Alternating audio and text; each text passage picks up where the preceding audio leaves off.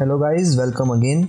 और आज का ये वीडियो जो है बड़ा इन्फॉर्मेटिव है। बहुत ज़्यादा इन्फॉर्मेशन आपको इसके अंदर मिलेगी। और जो लोग डेटा साइंस में काम कर रहे हैं, मशीन लर्निंग सीख रहे हैं, और वही पुराने प्रोजेक्ट्स जो वो अपनी लर्निंग में सीखते हैं, फिर वो चाहे स्टॉक मार्केट प्रेडिक्शन हो, चाहे आइरिस डेटा सेट हो, चाहे कुछ भी छोटे मोटे डेटा सेट्स जो ऑलरेडी बहुत अच्छी तरह प्री प्रोसेस्ड होते हैं और उनके अंदर आपका काम बिल्कुल मिनिमल होता है, उनको उन प्रोजेक्ट्स को बना के हमें खुश होना नहीं चाहिए। क्योंकि जो रियल लाइफ डेटा साइंस है और जो कम्पिटिटिव मशीन लर्निंग है वो बहुत ज़्यादा डिफ़िकल्ट है। और उसके अंदर डेटा कैसा भी आपके सामने आ सकता है, वो बिल्कुल कबाड़ जैसा भी आ सकता है और आपको उसको बेहतर करना पड़ेगा। तो आज मैं आपको एक कैगल कंपटीशन के बारे में बताऊंगा। इसको आप प्रैक्टिस कर सकते हैं अगर आप इनिशियल स्टेज के अंदर अपने प्रोजेक्ट्स बना रहे हैं और कुछ अपग्रेडेशन चाहते हैं। ये जो हमारा कंपटीशन है ये काफ़ी बेहतर है दो पॉइंट ऑफ व्यू से। पहला, इसके अंदर आप कई तरह के एल्गोरिदम्स लगा के देख सकते हैं। एंड सेकंड थिंग इज़, इसके अंदर आप सिग्नल प्रोसेसिंग भी कर सकते हैं। इसी कंपटीशन में आप टाइम सीरीज़ को भी चेक कर सकते हैं। तो यानी कि आप अपनी सारी की सारी प्रैक्टिसेस, सारे के सारे कॉन्सेप्ट्स एक जगह पे लगा सकते हैं।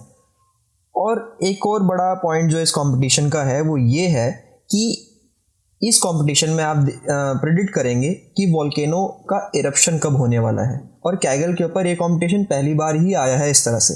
इस कंपटीशन को बंद हुए अभी 13 दिन हुए हैं, इसमें मैंने ही पार्टिसिपेट किया था। और पहले मैं आपको एक कंपटीशन समझाता हूँ और फिर हम इस पर बात करते हैं कि इसके अंदर आपको नोटबुक्स कैसे तैयार करनी है और सबमिशन वगैरह के बारे में। तो वोल्केनो इरप्शन, वोल्केनिक इरप्शन, ये एक बहुत बड़ी प्रॉब्लम है। हम इंडिया में रहते हैं और इंडिया के अंदर जो एक्टिव वोल्केनोज हैं वो हैं ही नहीं। अंडमान निकोबार में एक है और वो भी इतना एक्टिव नहीं है जिससे हमें डर लगे। तो इंडिया के अंदर जब अर्थक्वेक्स आते हैं तो वोल्केनोज के कारण होते ही नहीं है। बट जो और कंट्रीज़ हैं जिनके अंदर वोल्केनोज एक्चुअली हैं, वहाँ पे वोल्केनो का इरप्शन होने से काफ़ी लॉस हो सकता है। और जो इवैक्यूएशन कराना होता है उसके अंदर देरी के कारण कई सारी जानें जा सकती हैं। तो अगर वोल्केनो का इरप्शन सही तरह से प्रिडिक्ट कर दिया जाए तो बहुत सारी समस्याएं सुलझ सकती हैं। तो इस कंपटीशन के अंदर हम यही काम करना चाहते हैं, हम वोल्केनो का इरप्शन प्रिडिक्ट कराना चाहते हैं। और किसी भी कंपटीशन को शुरू करने से पहले ज़रूरी होता है उसका डेटा देखना। तो मैं यहाँ पे डेटा के पेज के ऊपर प्रेजेंट हूँ। आप इस कंपटीशन का लिंक मैं वैसे डिस्क्रिप्शन में दे दूँगा, आप खोल के देख सकते हैं। तो यहाँ पे ओवरव्यू के ऊपर आप थोड़ा पढ़ सकते हैं कि इस कंपटीशन में आखिरकार आपसे करने को क्या कहा गया है, प्राइजेस किस तरह से हैं, जो कि अब मिलेंगे नहीं, प्राइजेस में थे भी नहीं वैसे। और डेटा मेन चीज़ है। तो डेटा के ऊपर हम आते हैं और मैं इस डेटा विंडो को यहाँ से मैक्सिमाइज कर देता हूँ। तो अगर आप यहाँ पे ध्यान से देखें, जो डेटा एक्सप्लोरर है वो हमें बता रहा है कि हमारे पास टोटल 29.1 GB का डेटा है, जिसमें से एक फ़ाइल दे रखी है सैम्पल सबमिशन की, जिसके अंदर कंपटीशन के रिजल्ट्स आपने जो निकाले हैं उनको कैसे सबमिट करना है उसके बारे में एक फॉर्मेट दे रखा होगा और आपको उसी हिसाब से अपनी एंट्रीज देनी है। और यहाँ पे एक ट्रेन CSV फाइल है जिसके अंदर ये बता रखा होगा कि आप, थोड़ा बहुत ट्रेन के बारे में डेटा होगा, इसके बारे में बात करता हूँ। टेस्ट के अंदर आपके लिए टेस्ट का डेटा स्प्लिट करके दे रखा है और यही ट्रेन के फोल्डर के अंदर बाकी सारा ट्रेन का डेटा स्प्लिट करके दे रखा है। अब कंफ्यूजन इस बात का है कि यहाँ पे एक ट्रेन CSV है और यहाँ पे एक ट्रेन है, इसका मतलब क्या है। तो सबसे पहले मैं ट्रेन CSV फाइल खोलता हूँ। यहाँ पे हमारे पास ट्रेन CSV फाइल हमारी आ गई है और इसको मैं थोड़ा मिनिमाइज करके दिखा दूँ कि ऐसा दिखता है। वैसे मैं थोड़ा जूम करूँगा और कॉम्पैक्ट पे जाऊँगा और वहाँ से आपको दिखाऊँगा कि इसमें क्या है। इसमें दो कॉलम्स हैं, एक है हमारा सेगमेंट ID और एक है हमारा time to eruption. Now let's switch to column tab और समझते हैं कि आखिरकार ये है क्या। अगर आप सेगमेंट ID के ऊपर आएँ तो यहाँ पे जो वैलिड टैग है, वैलिड टैग में बता रहा है कि यहाँ पे 431 एंट्रीज़ हैं, यानी कि ये सारी एंट्रीज वैलिड हैं, इनके अंदर कोई नैन वैल्यू प्रेजेंट नहीं है, जो कि बहुत अच्छी बात है। और अगर आप टाइम टू इरप्शन में आते हैं तो वहाँ पे भी हमें क्या बता रहा है कि 4431 वैल्यूज़ वैलिड है। अब सेगमेंट ID है क्या। सपोज 400 वोल्केनोज का डेटा आपको दिया गया है, तो हर वोल्केनो को एक सेपरेट सेगमेंट ID दे रखी है। तो ये सारी जो सेगमेंट IDs हैं ये यूनिक सेगमेंट IDs हैं। और जब हम नोटबुक के ऊपर जाएंगे तो इसको वेरीफाई भी करेंगे कि ये सारी सेगमेंट IDs यूनिक हैं या नहीं, क्योंकि आपके सामने कुछ भी आ सकता है। तो आपको हर तरह से पहले चेक करना पड़ेगा, नहीं तो आपका मॉडल फेल हो जाएगा। नेक्स्ट हमें दे रखा है time to eruption. Time to eruption जैसे हर वोल्केनो के लिए एक टाइम टू इरप्शन दे रखा है। अब टाइम टू इरप्शन किस तरह से फॉर्मेटेड है, टाइम टू इरप्शन के अंदर जो वैल्यूज़ है वो ये बता रही है कि नेक्स्ट इरप्शन को होने में कितना टाइम बचा है। सो फॉर एग्जांपल जैसे हम यहाँ पे आए तो आप देखेंगे कि 493 वैल्यूज़ 6250 से 4910233, ये बहुत बड़ी बड़ी वैल्यूज़ है, इस रेंज के बीच में प्रेजेंट है। टाइम टू एरप्शन की 493 वैल्यूज़ इस रेंज के बीच में प्रेजेंट है। अब आप बोलेंगे ये 6250 का मतलब क्या होता है? हम तो टाइम को मिनट्स, आवर्स वगैरह इन सब में देखते हैं। तो जो कंपटीशन सेट करने वाले हैं उन्होंने डिस्कशन पैनल के ऊपर ये बताया था कि जो 6250 नंबर है, ध्यान से सुनिएगा, 6250 नंबर है, इसको अगर आप 100 से डिवाइड करेंगे तो आपको सेकंड्स मिलेंगे। इसको अगर आप 100 से डिवाइड करेंगे तो आपको सेकंड्स मिलेंगे, बिकॉज दीज आर सैम्पल्स, और सैम्पलिंग हो रही है 100 सैम्पल्स पर सेकंड के रेट से। तो अगर आपको नंबर ऑफ सेकंड्स निकालना है तो आपको इस नंबर को 100 से डिवाइड करना पड़ेगा। अगर आप 6250 को 100 से डिवाइड करेंगे तो आएगा 6.2 सेकंड। आप कहेंगे ये तो बहुत बेकार चीज़ है, मतलब 6.2 सेकंड पहले किसी भी वोल्केनो का इरप्शन प्रिडिक्ट कराने से क्या हमें मिलेगा, मतलब 6 सेकंड के अंदर हम क्या कर लेंगे। बट अगर आप आगे आएँ, बहुत आगे आएँ, तो आप देखेंगे कि कुछ बहुत बड़े बड़े नंबर्स भी हैं हमारे पास। 490, 460, 87, इसको आप 100 से अगर डिवाइड करेंगे तो भी 490, 460 सेकंड्स बचते हैं आपके पास। तो इसका मतलब क्या है कि हम अपने मॉडल को डाइवर्स करना चाहते हैं, मतलब कि उसकी प्रिसीशन लेवल को हम बढ़ाना चाहते हैं। चलो ठीक है, सेगमेंट आईडी हमें बताया, टाइम टू इरप्शन हमें बताया। अगर मैं आपको केवल सेगमेंट आईडी दे दूं और टाइम टू इरप्शन दे दूं तो क्या आप बता पाएंगे कि वोल्केनो कब फटने वाला है? क्योंकि टाइम टू इरप्शन तो हमें इस कंपटीशन में प्रिडिक्ट ही करना है। अगर मैं केवल सैंपल आईडी आपको पकड़ा दूं, ये लो जी वोल्केनो की सेगमेंट आईडी है, आप उससे बता देंगे टाइम टू इरप्शन क्या है? मैं ना ये बता रहा हूँ कि उसकी फ़िलहाल की स्थिति क्या है, ना किसी सेंसर का डेटा दे रहा हूँ, नहीं कर सकते। तो इस वजह से अब ट्रेन CSV की हेल्प से आपको सेगमेंट आईडीज मिल गई। अब हर सेगमेंट आईडी यानी हर वोल्केनो के सेंसर का डेटा अलग अलग CSV फाइल में स्टोर्ड है, जो ट्रेन फोल्डर के अंदर प्रेजेंट है। तो यहाँ पे जो ये नाम है पूरा का पूरा, मैं जूम करके दिखाता हूँ, यहाँ पे जो पूरा नाम है, this is the segment ID dot CSV file. तो सेगमेंट आईडी दे रखी है वोल्केनो के नाम के लिए और उसके अंदर सेंसर का डेटा प्रेजेंट है। इसमें से किसी एक फाइल को खोल के देख लेते हैं। तो मैंने यही फाइल खोल दी आपके सामने, और अगर मैं इसके अब कॉम्पैक्ट व्यू में जाऊँ तो आप देखेंगे यहाँ पे ऐसे बोल रखा है sensor 1, sensor 2, sensor 3, sensor 4, sensor 5, sensor 6, ऐसे करते करते 10 सेंसर्स का डेटा यहाँ पे प्रेजेंट है। आपने इस टेबल को देख लिया ध्यान से। अगर आप कॉलम के अंदर आएंगे तो यहाँ पे आप हिस्टोग्राम भी देख सकते हैं। इसका समझ में आ रहा है, हमें धीरे धीरे समझ में आ रहा है चीज़ों का। तो ये है थोड़ा डेटा के बारे में ओवरव्यू लेना। ये हिस्टोग्राम्स फिलहाल के लिए हेल्पफुल नहीं है, हम अपनी प्री प्रोसेसिंग के अंदर अलग से हिस्टोग्राम्स बनाएंगे अपनी नोटबुक के अंदर। तो अभी मैं थोड़ा सा और इसको एक दो चीज़ें बता दूं, फिर हम वहीं चलते हैं। तो यहाँ पे 10 सेंसर का डेटा है, हर वोल्केनो के पास 10 सेंसर्स लगे हुए हैं। क्या हर वोल्केनो के पास लगे हुए हैं? हमें कैसे पता चलेगा? अगर इसमें से किसी फाइल में किसी सेंसर का डेटा हो ही ना, तो हम क्या करेंगे? तो एक आदि खोल खोल के देखते हैं और देखते हैं कि कुछ डेटा मिसिंग है नहीं। ओ माय गॉड, यहाँ पे देखिए सेंसर 2 भी मिसिंग है, सेंसर 3 भी मिसिंग है, सेंसर 8 भी मिसिंग है। तो हमारा डेटा बिल्कुल भी क्लीन नहीं है और हमें काफ़ी सारी मेहनत करने की ज़रूरत पड़ेगी। चलते हैं और मैं आपको बताता हूँ कि मैंने किस तरह से इस चीज़ को मैनेज करा। कई तरह के होते हैं, कई तरीके हैं मिसिंग वैल्यूज़ को मैनेज करने के। या तो कोई ऐसी वैल्यू असाइन कर दो जो पूरे डेटा में कहीं है ही नहीं, कुछ बहुत बड़ा नंबर हमने असाइन कर दिया, या सबको 0 से इनिशियलाइज कर दो। वो कंपटीशन टू कंपटीशन या डेटा टू डेटा तरीका वेरी करता है। तो अब मैं अपनी नोटबुक खोलता हूँ जो मैंने बनाई थी इस कंपटीशन के लिए, जो थोड़ी फेमस भी हुई। उसको 18 अपवोर्ड्स दिए गए और इसको ब्रॉन्ज मेडल मिला था।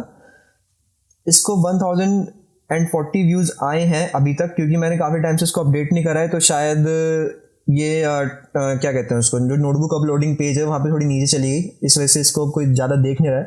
बट कोई बात नहीं, इसके अंदर मैंने काफ़ी इन्फॉर्मेशन डाली है। तो मैं ऐसा करता हूँ, मैं आपको इसको एडिट व्यू में ले जाके दिखाता हूँ कि आखिरकार हो क्या रहा है। तो खुलने में 1-2 मिनट लगते हैं इसको, और जैसे ही खुल जाएगा तो समझ में आ जाएगा। अगर आपने लास्ट वीडियो देखी तो मैंने बताया था आपको, जब भी हम किसी कंपटीशन में जाके कोई नोटबुक ऑन करते हैं तो उसके इनपुट के अंदर जो भी पूरा डेटा उन्होंने हमें बाहर दिखा रखा होता है वो हमें मिल जाता है, और इस पूरे डेटा को हम एक्सेस कर सकते हैं। यहाँ पे कॉपी पाथ का बटन होता है, मैं एक सेकंड दिखाता हूँ। बस सिंपल यहाँ से आप कॉपी पाथ कर सकते हैं किसी फोल्डर का, और जैसे आप अपनी लोकल डायरेक्टरीज में काम करते हैं वैसे कर सकते हैं।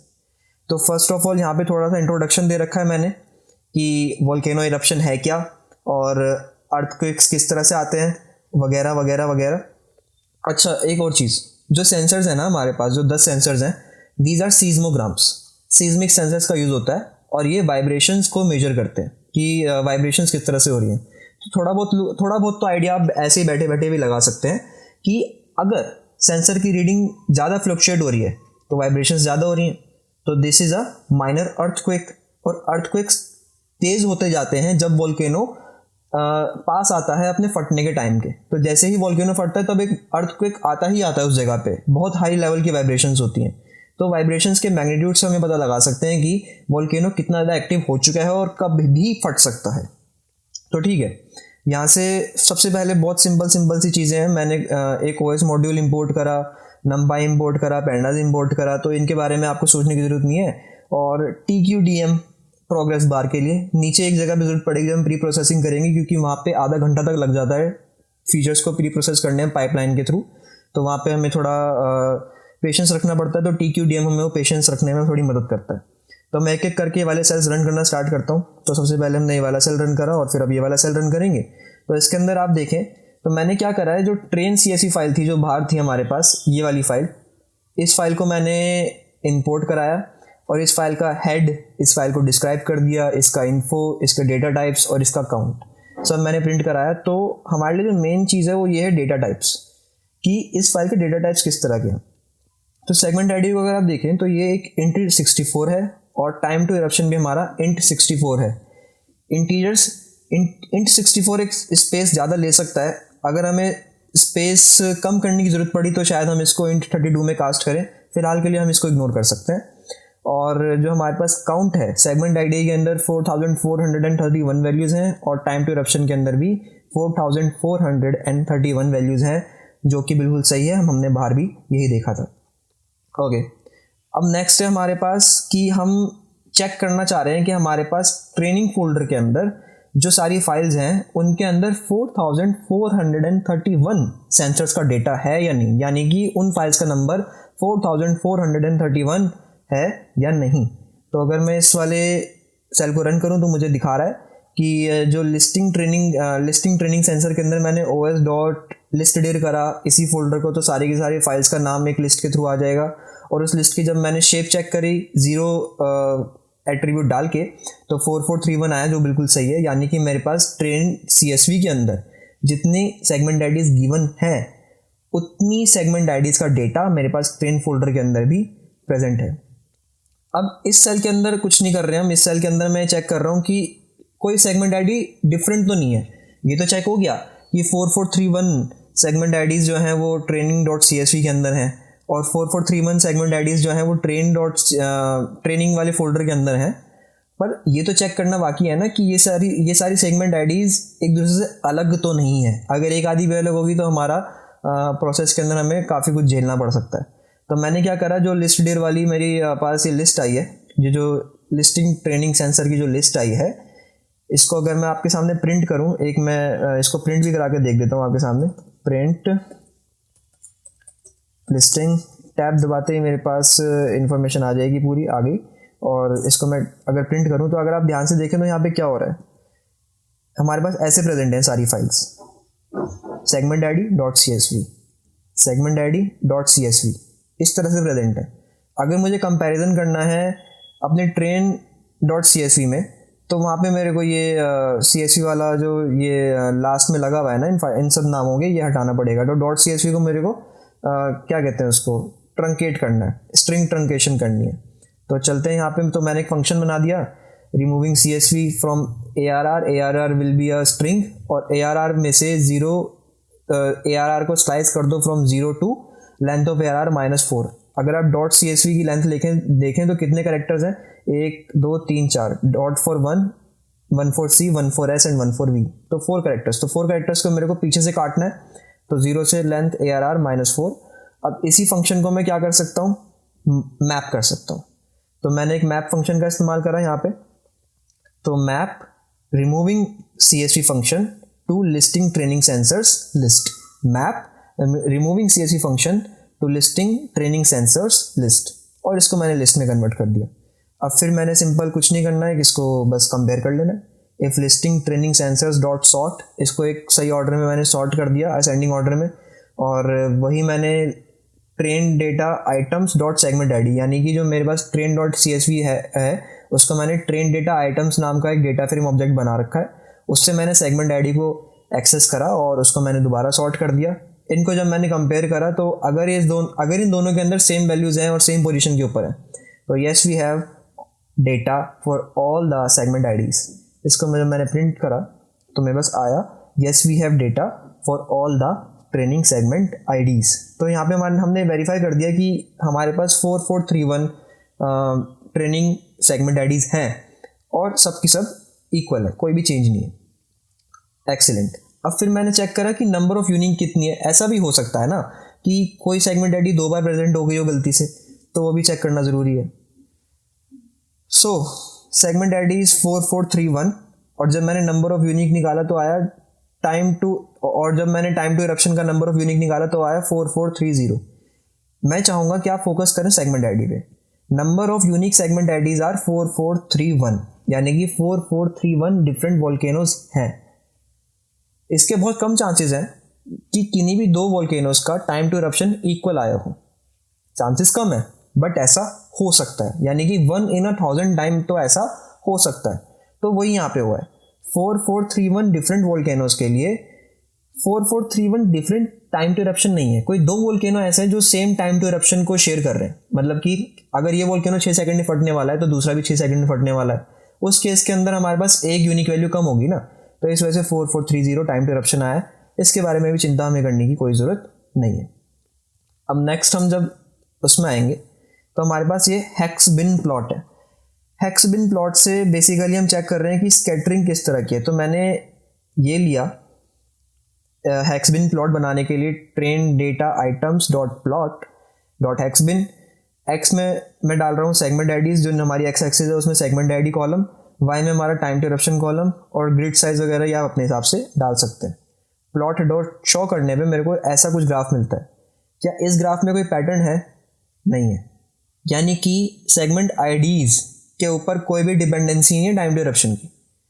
मतलब हमारे पास कुछ सेगमेंट आईडीज 6 डिजिट के अंदर है, कुछ सेगमेंट आईडीज 12 डिजिट के अंदर भी हो सकती हैं। हमें सब चेक नहीं करने, क्योंकि हम बैठ के अगर यही चेक करते रहेंगे तो हम ये प्री प्रोसेसिंग हमारी चलती रहेगी, ख़त्म नहीं होगी। तो मुझे ये चेक करना था कि कहीं सेगमेंट आईडीज का नंबर बढ़ने से कोई रिलेशन तो नहीं है हमारे पास टाइम टू इरप्शन का, केवल ये चेक करना था। उसके लिए ये वाली बात हमारे पास चेक हो गई। ऐसा बिल्कुल नहीं हो रहा है, केवल 2 बहुत हाई डेंसिटी बहुत डार्क हमारे पास हेक्सागन्स आए हैं और इनको हम कंसीडर ना करें तो बेहतर है। ये डेटा के अंदर ऐसा अक्सर होता ही है। अगर ये प्लॉट कुछ इस तरह से आता कि यहाँ पे कुछ ज़्यादा डार्क हेक्सागन्स आते तो हमारे पास थोड़ी सी सोचने की बात थी कि ऐसा क्यों हो रहा है। फिलहाल के लिए ऐसी कोई बात नहीं। नेक्स्ट है हमारे पास, अब मैं कुछ सेंसर्स के बारे में आपको बता रहा हूँ कि generally sensors are placed in an array. जो हमारे पास सेंसर्स हैं वो वोल्केनो के चारों तरफ लगे हुए हैं, 10 सेंसर्स। कई वोल्केनोज में कम है और कई वोल्केनोज में ज़्यादा है और वो ये भी अब मैनेज करना है। तो now looking into data of sensors. अब हमारे पास सब चीज़ें परफेक्ट हो गई हैं। अब हम सेंसर्स के डेटा तक जाना शुरू कर सकते हैं। तो मैंने यहाँ पे कोई भी फाइल, मतलब कि कोई भी फाइल का मतलब आप ट्रेन के फोल्डर में जाइए, आपको जहाँ से भी कॉपी करना है पाथ कीजिए और इस जगह पे डाल दीजिए। मुझे बस ये चेक करना है, कुछ ज़रूरी चीज़ें हैं जो मेरे को कोई भी एक फाइल पर उठा के चेक करनी है और उसके बाद में सब फाइलों के अंदर सेम प्री प्रोसेसिंग कर सकता हूँ। तो segment ID is equals to pd dot read CSV input predict वगैरह, ये सब पाथ है हमारा। तो मैंने इसको रीड करा और इसको मैंने प्लॉट करा। तो देखते हैं हमारे पास क्या आएगा। प्लॉटिंग में टाइम लगता है। ये हमारे पास सेंसर्स के डेटा आ गए, सेंसर 1, सेंसर 2, सेंसर 3 और ये सब प्लॉट हो चुके हैं। अगर हम यहाँ पे ध्यान से देखें तो सेंसर 2 की वैल्यूज़ जो हैं वो 5000 से -5000 के बीच में वेरी हुई हैं और सेंसर 1 की डेटा 500 से -500 के बीच वेरी हुई हैं। ऐसे ही सब सेंसर्स का डेटा अलग अलग रेंज में वेरी हो रहा है। अगर आप सेंसर 5 को देखें तो बहुत ही बेकार सा ग्राफ दिख रहा है इसका। तो मतलब कि ये सब सेंसर सेम वोल्केनो के ऊपर अटैच है, बट फिर भी इनकी रीडिंग्स के अंदर इतनी दिक्कतें हैं। बट एक चीज़ जो बहुत कॉमन मुझे लग रही है वो ये कि सेंसर 1 में जब पीक यहाँ पे आया है, एक पीक हमारे पास सेंसर 5 में भी आया, सेम उसी टाइम के आसपास हमारे पास पीक सेंसर 2 में भी मिला, वही पीक हमारे पास सेंसर 4 में भी मिला। वाओ, उसी टाइम के आसपास हमारे पास सेंसर 10 में भी मिला, सेंसर 9 में भी मिला, कुछ सेंसर्स में नहीं मिला, बट कुछ सेंसर्स में तो मिला है। हमें कुछ इस तरह से सोचना पड़ेगा इसमें कि ये पीक या तो हो सकता है कोई एकदम से झटका आ गया वोल्केनो में, क्योंकि वोल्केनो में छोटे छोटे इरप्शंस होते होते कभी कभार एक छोटा सा बड़ा इरप्शन हो जाता है जो ज़्यादा बड़ी वाइब्रेशन दे देता है फॉर सम सेकंड। उसको हम एज अ पॉइंट में वो नहीं मान सकते कि मतलब वजन नहीं दे सकते उस बात को, है ना। तो हमें डेटा की क्लीनिंग में एक चीज़ हमें समझ में आ रही है कि हमें थोड़ी सी क्लिपिंग करनी पड़ेगी। मतलब ये जो फालतू की पीक्स आई है ना, इनको हमें हटाना पड़ेगा। ओके, इस बात को हम याद रखेंगे। नेक्स्ट अब हम आते हैं, अब मुझे ये देखना है कि जो सेगमेंट आईडी सबसे छोटी है, मतलब नहीं सॉरी, वो वोल्केनो जिसका टाइम टू इरप्शन सबसे कम है, यानी कि वो सबसे जल्दी फटने वाला है, और वो वोल्केनो जिसका टाइम टू इरप्शन सबसे ज़्यादा है, उनकी वैल्यूज़ में क्या कंपैरिजन है। तो मैंने क्या करा है, सेगमेंट आईडी मिनिमम टाइम, इस वेरिएबल के अंदर segment ID with minimum time to eruption in train.csv, वो सेगमेंट आईडी स्टोर करी है जिसका टाइम टू इरप्शन सबसे कम है। सेगमेंट आईडी मैक्सिमम टाइम, इसके अंदर वो सेगमेंट आईडी स्टोर करी है जिसका टाइम टू इरप्शन सबसे ज़्यादा है। ओके, अब बस कुछ नहीं करना है। ट्रेन डेटा आइटम्स में से मैंने सिंपल वो उठाया, जो ट्रेन डेटा आइटम्स फोल्डर है वो ऑब्जेक्ट है, डेटा फ्रेम है, वो कुछ नहीं है, इस train.csv को ही स्टोर कर रहा है। तो मैंने ट्रेन डेटा आइटम्स में टाइम टू इरप्शन का सीरीज उठाया, उसको मैंने इक्वेट करा minimum of time train data items, time to eruption, segment IDs. तो यहाँ पे कुछ नहीं कर रहा है, ये सेगमेंट आईडी मिनिमम टाइम वाली आईडी निकाल रहा है, क्योंकि मैंने मिनिमम यहाँ पे फंक्शन लगाया है। तो टाइम टू इरप्शन जहाँ पे मिनिमम है वो कंपैरिजन होगा, और कंपैरिजन होके जो हमारे पास रो आएगी उस रो का सेगमेंट आईडी उठाओ, इसमें स्टोर करो। ऐसी मैक्सिमम जहाँ पे टाइम टू इरप्शन आएगा वहाँ पे सेगमेंट आईडी उठाओ, उसको सेगमेंट आईडी मैक्सिमम टाइम में स्टोर करो। ये सारा कोड नीचे डिस्क्रिप्शन बॉक्स के अंदर अवेलेबल है, क्योंकि लंबे लंबे कोड्स हैं, तो मैं चाहूँगा एक बार आप खुद भी देखें। वैसे मैं कोशिश कर रहा हूँ कि मैं हद से यहाँ पे एक्सप्लेन आपको कर दूँ। एक बार मैं सेल रन कर देता हूँ, फिर आगे की लाइन समझाता हूँ। अब प्रिंट स्टेटमेंट को यहाँ से समझेंगे तो दिक्कत होगी। सिंपल, आप यहाँ पे देखिए, segment ID with maximum time, so this is the time, this 4904608 this is the time to eruption is this. ये सेगमेंट आईडी है, ये सेगमेंट आईडी है, और ये इस सेगमेंट आईडी का टाइम है। ये सेगमेंट आईडी है और ये इस सेगमेंट आईडी का टाइम है। ये टाइम मिनिमम है, ये टाइम हमारे पास जो नीचे वाला है 6250, ये मिनिमम टाइम है, और ये ऊपर वाला हमारे पास मैक्सिमम टाइम है। मैक्सिमम टाइम की सेगमेंट आईडी ये है, और मिनिमम टाइम की सेगमेंट आईडी हमारे पास ये है। ओके, अब यहाँ पे एक चीज़ यहाँ पे देखते हैं ध्यान से। Let assume that big differences between the values of sensors with segment IDs of maximum and minimum time, मतलब कि जिन segment IDs का टाइम टू इरप्शन बहुत ज़्यादा है, मतलब कि एक सेगमेंट आईडी हमने ऐसे उठा ली जिसका टाइम टू इरप्शन मिनिमम है, एक सेगमेंट आईडी हमने ऐसे उठा ली जिसका टाइम टू इरप्शन सबसे ज़्यादा है। जब हम इन दोनों वोल्केनोज के सेंसर्स डेटा को कंपेयर करेंगे तब हमारे को बड़े बड़े डेविएशन देखने को मिलेंगे। वो डेविएशन किस तरह से, देखिए, जिस सेंसर आईडी का, जिस सेगमेंट आईडी का टाइम टू इरप्शन कम है, उन सेंसर्स में ज़्यादा डेविएशन होगा। क्यों? क्योंकि वो जल्दी फटने वाला है ना, तो उसके सेंसर्स ज़्यादा बड़ी बड़ी रीडिंग देंगे। ओके, अब जिस वोल्केनो का टाइम टू इरप्शन ज़्यादा आया है, मतलब कि वो बहुत देर में फटेगा, तो उसके सेंसर्स में रीडिंग जो है वो कम डेविएशन वाली होंगी। तो आगे बढ़ते हैं और इस नेक्स्ट सेल को रन करते हैं इस बात को अच्छे से समझने के लिए। तो हमने ये फाइल रन कर ली, ये सेल रन कर लिया, और अब अगर आप यहाँ पे ध्यान से देखें तो हमारे पास plotting the data of segment ID with maximum time to eruption. तो सेंसर 1 की रीडिंग इसके पास है ही नहीं, बहुत ही अच्छा। सेंसर 2 में अगर आप देखें तो 5000 से -5000 के बीच में वेरी हुआ है सेंसर 2, और सेंसर 3 जो है वो 1000 से -1000 के बीच में, सेंसर 4 2000 से -2000 के बीच में, इस तरह से कुछ वेरी हुए हैं। अब यहाँ पे मैं मिनिमम वाले का एक प्लॉट निकाल लेता हूँ इस सेल को रन करके। ओके, तो यहाँ पे सेंसर 1 का डेटा है, सेंसर 2 का नहीं है।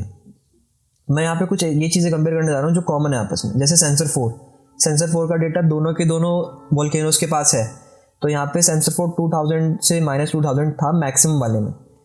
मिनिमम वाले में भी 2000 से -2000 है। चलो ठीक है, आगे बढ़ते हैं। और कौन से डेटा कॉमन है हमारे पास? सेंसर 10 है हमारे पास। ओके, सेंसर 10 जो है हमारे पास मैक्सिमम वाले में वो 2000 से -2000 के बीच में है, और मिनिमम वाले में 4000 से -4000 के बीच में है। तो हमारा जो हाइपोथेसिस है वो कुछ तो काम कर रहा है। जो मिनिमम वाला सेंसर, जो मिनिमम वाला वोल्केनो है जिसका टाइम टू इरप्शन मिनिमम है, उसके अंदर ज़्यादा बड़े डेविएशन है, वो 4000 से -4000 के बीच में। और जो मिनिमम वाला है उसके लिए सेंसर 10 का डेटा 2000 से -2000 के बीच में। चलो ठीक है, इस बात को भी हम ध्यान रखना है। ये सब पॉइंट्स आपके पास दिमाग में रहने चाहिए जब भी हम ये वाला काम करते हैं, क्योंकि बड़ा ही टिपिकल वर्क है। अब मैं बस इनको आपस में प्लॉट करके देख रहा हूँ साथ साथ में, तो इस प्लॉट को हम ना ही देखें तो बेहतर है, और आगे बढ़ते हैं। ओके, हाँ, हमें ये समझ में आ गया कि कोरिलेशन तो है इस बात में कि अगर टाइम टू इरप्शन ज़्यादा आएगा तो वहाँ पे सेंसर्स का डेटा में डेविएशन कम आएगा, मतलब कि उनका डेविएशन कम होगा, स्टैंडर्ड डेविएशन कम होगा। ओके, और जो जहाँ पे हमारे पास टाइम टू इरप्शन का डेटा कम आएगा वहाँ पे डेविएशन ज़्यादा होगा। अब इस डेटा को सीधे सीधे इस बात पे हम क्लीन तो कर नहीं पाएंगे, तो क्लीन करने से पहले मेन काम हमारे पास क्या है कि हम इसकी क्लिपिंग करें, इन सिग्नल्स को क्लिप करें। अब क्लिप करने के कई तरीके हैं, अगर आप इन्हीं को देखें ध्यान से। जैसे फॉर एग्जांपल मैंने सेंसर 1 को स्क्रीन के ऊपर बड़ा कर रखा है इस समय। अगर आप सेंसर 1 को ध्यान से देखें, इधर ये, तो ये वाला पीक एक ख़राब सा है, ये वाला पीक ख़राब सा है, इसकी तो बिल्कुल भी ज़रूरत नहीं है मेरे ख्याल में। यहाँ पे मेरे ख्याल में 12-13 वैल्यूज़ होंगी इस ब्लू लाइन में। इन सारी वैल्यूज़ को हमें काट के छोटा कर देना है, बट अगर मैं मान लूँ कि ठीक है, मैं इसको 2500 से क्लिप कर देता हूँ, जो वैल्यू 2500 से बड़ी है उनको 2500 कर देता हूँ। इस वाले सेंसर के साथ क्या करूँ, सेंसर 4 के साथ कुछ सजेस्ट कर सकते हैं आप लोग? यानी कि हम इस तरह क्लिप तो नहीं कर सकते कि ऐसे ही एक बार बना दी और काम करना शुरू कर दिया। तो बेटर वे क्या है? Better way is percentile. अगर आप ध्यान दें तो ये वाली जो वैल्यू है, ये वाली वैल्यू बिल्कुल ये लोअर पीक, इसकी वैल्यू मेरे ख्याल से अगर मैं यहाँ पे ग्राफ पे देखूँ ध्यान से तो अंदाजन 7,000 के करीब होगी, 7,200 के करीब होगी। अगर मैं इस वैल्यू का परसेंटाइल निकालूं तो कितना आएगा? 99 परसेंटाइल से ज़्यादा आएगा। बिल्कुल 99 परसेंटाइल से ज़्यादा आएगा। हम जानते हैं परसेंटाइल्स कैसे काम करते हैं। फॉर एग्जांपल मेरे किसी कॉम्पिटिटिव एग्जाम में 100 में से 70 मार्क्स आए हैं, तो वो मार्क्स मैटर नहीं करते, मैटर करता है कि आपका परसेंटाइल कितना आया है। अगर मेरा 80 परसेंटाइल आता है उन मार्क्स में, तो इसका मतलब ये है कि जितने लोगों ने पार्टिसिपेट करा उनमें से 80% से ज़्यादा है मेरा स्कोर। मतलब कि जो उस कंपटीशन के पार्टिसिपेंट्स हैं उसके जो 80% बच्चे हैं उनके स्कोर मेरे स्कोर से कम है ना।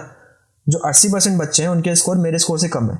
इस वैल्यू के लिए 99 परसेंटाइल से भी ज़्यादा का स्कोर आएगा, यानी कि 99.2% वैल्यूज़ इस वैल्यू से कम है। तो हम क्लिपिंग क्या कर सकते हैं? कोई भी सिग्नल उठाओ, उसके अंदर 99 परसेंटाइल से ऊपर की जितनी वैल्यूज हैं सबको क्लिप करके 99 परसेंटाइल पे लेके आ जाओ, ख़त्म काम। तो अब हम इसको क्लिप करना स्टार्ट करते हैं कि कैसे करेंगे। अब मैं इस कोड को आपको ध्यान से दिखा दूं, फिर हमारा काम थोड़ा आसान हो जाएगा। So finding the outliers and noise in data, तो ये एक तरह की नॉइज़ भी है क्योंकि ये 99 परसेंटाइल से ऊपर की है। तो पहले मैं वाला सेल रन करूँगा और फिर हम चेक करना स्टार्ट करते हैं कि क्या करना है। अच्छा, क्लिपिंग बिल्कुल डायरेक्टली नहीं कर सकते क्योंकि इसके अंदर पॉजिटिव नेगेटिव दोनों तरह की वैल्यूज़ हैं। तो हमें क्लिपिंग कैसे करनी है? पहले एक सिग्नल उठाना है, उसकी पॉजिटिव और नेगेटिव वैल्यूज़ को अलग कर लेना है और उनमें परसेंटाइल फाइंड करना है। तो इस तरह से ये वाला कोड सेल ये कर रहा है, इसको आप ध्यान से पढ़ लीजिएगा, इसमें कुछ बहुत बड़ी चीज़ें नहीं है। ये वाला कोड सेल यही कर रहा है कि सिग्नल उठाया, उसको पॉजिटिव और नेगेटिव वैल्यूज़ में डिवाइड कर दिया। अब पॉजिटिव वैल्यूज़ की एक अलग एरे है, नेगेटिव वैल्यूज़ की एक अलग एरे है, इन दोनों में अलग अलग क्लिपिंग होनी है, वो ये वाला सेल हमारे पास करेगा। इस सेल के अंदर मैंने बताया है कि कितनी वैल्यूज़ ज़्यादा हैं, मतलब हम इसको सेल को मैं समझा देता हूँ कि कैसे काम कर रहा है। सो परसेंटेज डिक्ट निकाली पहले, और उसके अंदर for I in range from 1 to 1101 इसलिए क्योंकि 1 से 100 परसेंटाइल को हम चेक कर रहे हैं, NB dot percentile of the value वगैरह वगैरह, और काम हमारा हो गया। तो यहाँ पे आप देखेंगे कि 100 परसेंटाइल 99 परसेंटाइल पे ये वैल्यू है, और 100 परसेंटाइल पूरी होते ही ये वैल्यू है। कितनी बड़ी वैल्यू है, मतलब कि 99% वैल्यूज़ तो यहाँ पे ख़त्म हो गई, और ये जो 99 परसेंटाइल से ऊपर की वैल्यूज़ है वो इतनी बड़ी बड़ी पीक दे रही हैं, तो भाई इनको छोटा करके इसी लेवल में लाना पड़ेगा। ठीक है, तो 99 परसेंटाइल पे है हमारे पास ये, जो भी हम फाइल चेक कर रहे हैं उसके अंदर 99 परसेंटाइल पे 1174 है, और टोटल पॉजिटिव वैल्यूज़ इतनी है। The number of values greater than 99 percentile हमारे पास 300 है, मतलब कि हमें 300 वैल्यूज़ को क्लिक करना है, छोटा करना है। ठीक है, और रेशो भी मैंने फाइंड कर लिया कि 0.01% जो है, 0.01% वैल्यूज़ जो हैं वो एररफुल है। किसी भी सिग्नल के डेटा में 0.01% वैल्यूज़ एरर वाली है। हो सकता है, बिल्कुल हो सकता है, रियल वर्ल्ड डेटा एरर से भरा हुआ है, उसको क्लीन करना हमारा काम है। तो 300 values can spike up the central tendency of the data a lot, इसलिए हमें इनको हटाना पड़ेगा।